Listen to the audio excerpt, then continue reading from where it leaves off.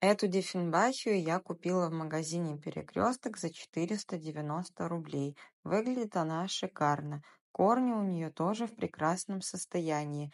Но, как обычно, у меня нет подходящего для нее горшка. Поэтому я беру горшок побольше и компенсирую глубину большим количеством дренажа. Грунт для ароидных состоит из универсального грунта, кокосового субстрата, перлита, вермикулита, диатомита, сосновой коры, древесного угля и керамзита. Заполняю корни грунтом, все хорошенечко утрамбовываю, затем проливаю водой, и получается у меня вот такая вот красотка. И, кстати, купила я ее неспроста. Многие эксперты говорят, что если у вас в доме появилась Диффенбахия, то ваш муж обязательно от вас уйдет.